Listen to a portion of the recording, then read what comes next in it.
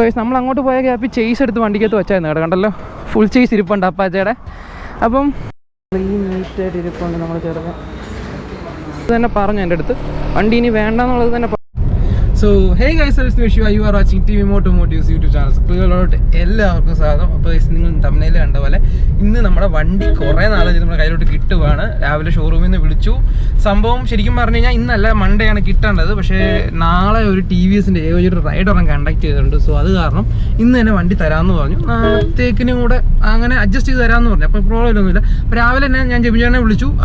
നമുക്കൊരു ട്യൂബ് കൊണ്ടുവന്ന കയ്യിൽ, നമ്മുടെ ഫ്രണ്ട് അലോക്ക് ചെറിയൊരു ലീക്ക് ഉണ്ട്. അപ്പോൾ നമ്മൾ ട്യൂബ് കൊണ്ടുവരണം, അത് മേടിച്ചിട്ടുണ്ട്.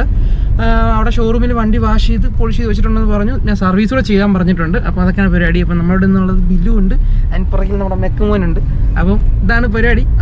അപ്പം ഞാൻ ഷോറൂമിൽ പോയിട്ട് അവിടുത്തെ വിശേഷങ്ങളും കാര്യങ്ങളൊക്കെ കാണിച്ചു തരാം. അപ്പം അവിടെ പോയിട്ട് കാണാം. സോ ഗൈസ്, നമ്മൾ ഷോറൂമിൽ എത്തിയിട്ടുണ്ട് കേട്ടോ.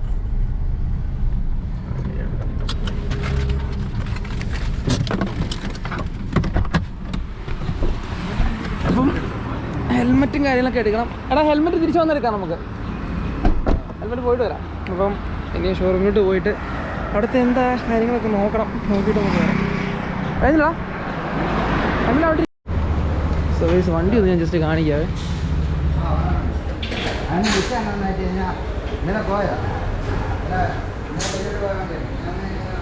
ക്ലീൻ നീറ്റായിട്ട് ഇരിപ്പുണ്ട് നമ്മൾ ചെറുക്കൻ. സോ അപ്പം ഇനിയും ഫ്രണ്ടിലത്തെ ട്യൂബ് കൂടെ മാറിയിട്ട് നമുക്ക് കാണാം. ഏതായാലും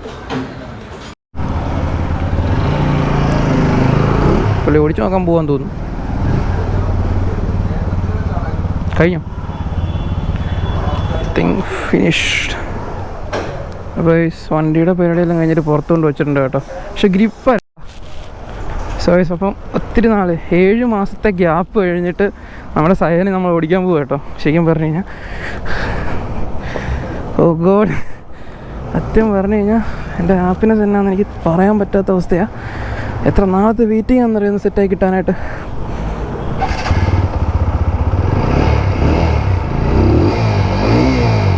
ഓ കൂൾ.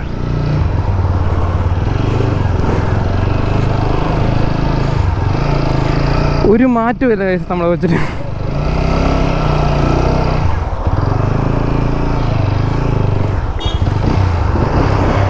സോ അപ്പം നല്ല തുടക്കമാകണം.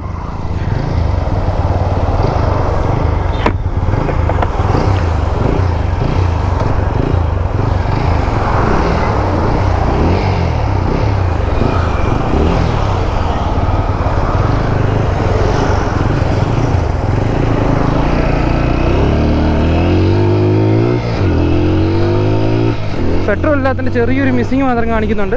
വണ്ടിക്ക് വേറെ ഒരു കുഴപ്പമില്ല, ബ്രേക്കെല്ലാം പക്കയായിട്ടുണ്ട്. Okay, set.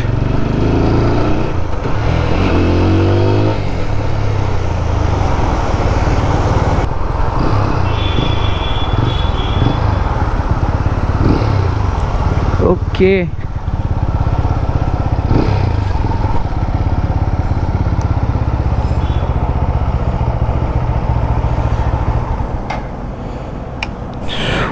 കൂൾ. അപ്പം വണ്ടി പക്കയാട്ടോ, ഒരു സീനും ഇല്ല, പെർഫെക്റ്റ് ആയിട്ടുണ്ട്.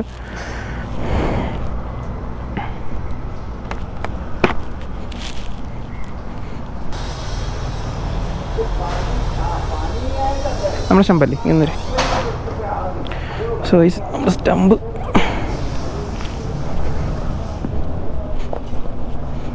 ഇതൊരു കുഴപ്പമൊന്നുമില്ല. ഉണ്ട്, ചെറിയ ബെൻഡുണ്ടെന്ന് തോന്നുന്നു ഗൈസ്. ഏതായാലും മാറിയിട്ടുണ്ട്. സോ ഇങ്ങനത്തെ കുറച്ച് സാധനങ്ങൾ സെയിലുണ്ട്. ഞാനത് പിന്നെ ചാനൽ ഡീറ്റെയിൽസ് ആയിട്ട് പറയാം. ഇതിന് കുഴപ്പമൊന്നുമില്ലല്ലോടാ. സോ നമ്മൾ അങ്ങോട്ട് പോയ ഗ്യാപ്പിൽ ചേസ് എടുത്ത് വണ്ടിക്കകത്ത് വെച്ചായിരുന്നു കേട്ടോ. കണ്ടല്ലോ, ഫുൾ ചേസ് ഇരിപ്പുണ്ട് അപ്പാച്ചയുടെ. അപ്പം ഇനി ബാക്കിയുള്ള സാധനങ്ങളൊക്കെ എടുത്ത് കയറ്റിക്കൊണ്ടിരിക്കുക കേട്ടോ.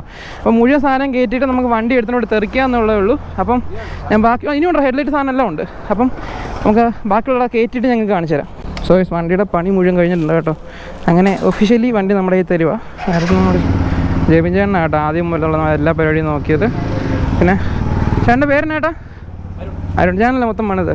ഓക്കെ, വണ്ടി അങ്ങ് ഓക്കെ അല്ലേ? കുഴപ്പമൊന്നും. ഓക്കെ, അപ്പോൾ ഈ ചേട്ടനാണ് മൊത്തം വണ്ടി മുഴുവൻ പണിത് കേട്ടോ. താങ്ക്സ്. ഓക്കെ, കാണാം, ഇറങ്ങുന്നുണ്ട് ഞാൻ. അപ്പം വണ്ടിയുടെ പരിപാടിയെല്ലാം കഴിഞ്ഞിട്ടുണ്ട്.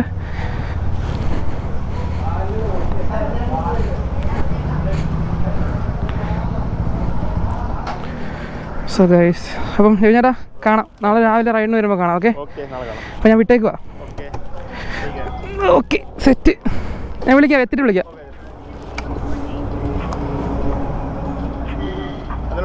ഞാൻ വിളിക്കാം.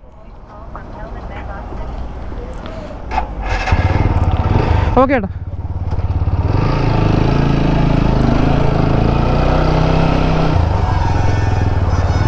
ഇതിങ്ങനൊന്നും അല്ല ഇത് കലാശിക്കണ്ട. വീട്ടുകാർ ഇനി വണ്ടി എടുക്കണ്ട എന്നുള്ളൊരു ഇത് തന്നെ പറഞ്ഞു എൻ്റെ അടുത്ത്.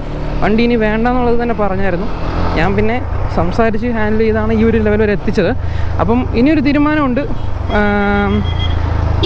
ഇപ്പം എൻ്റെ കാര്യം ഒന്ന്, ഒത്തിരി കാര്യങ്ങൾ ഞാൻ സത്യം പറഞ്ഞു കഴിഞ്ഞാൽ ഈ ഒരു കുറച്ച് ദിവസത്തിനുള്ളിൽ കുറേ കാര്യങ്ങൾ പഠിച്ചു കഴിച്ചു.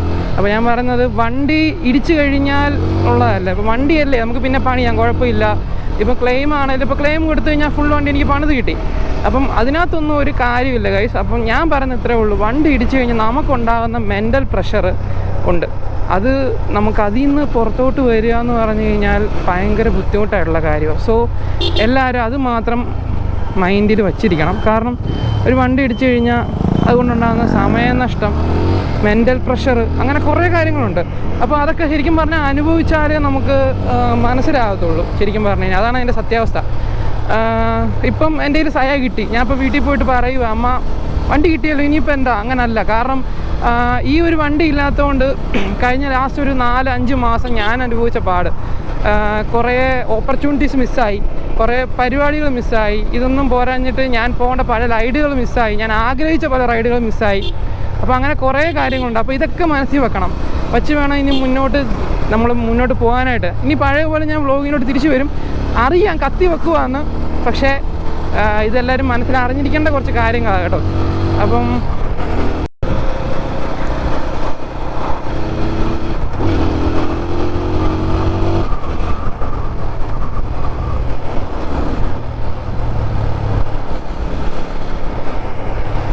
അതൊക്കെയാണ്.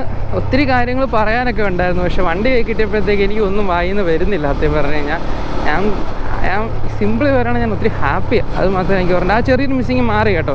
എനിക്കൊന്ന് ഇത്ര നാൾ എടുക്കാതിരുന്നതുകൊണ്ടുണ്ടായിരുന്ന ചെറിയ മിസ്സിങ് ആയിരുന്നു ഇത്ര നാൾ ഉണ്ടായിരുന്നത്. പക്ഷെ അതെല്ലാം മാറിയിട്ടുണ്ട് ഇപ്പം. ഗൈസ്, നമ്മുടെ ബോയ്സ് കാറിൽ നിന്ന് വീഡിയോ എടുക്കുന്നുണ്ട്. പിന്നെ എന്നാ പറയണ്ടേ,